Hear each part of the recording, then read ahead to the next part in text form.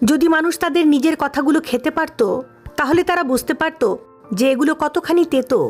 মানুষের মুখে বলা কথার একটা আলাদা শক্তি আছে।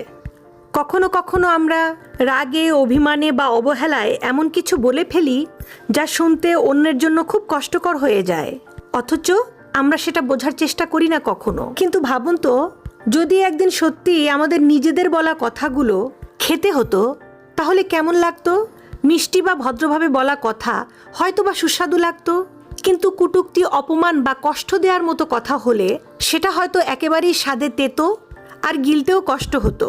আর তখনই হয়তো আমরা বুঝতাম আমাদের জিভ থেকে বের হওয়া প্রতিটা শব্দের কতটা ওজন আছে, আর তা অন্যের হৃদয়ে কেমন প্রভাব ফেলে। তাই কথার আগে একটু ভেবে বলা জরুরি, কারণ কথার কোনো ওষুধ নেই।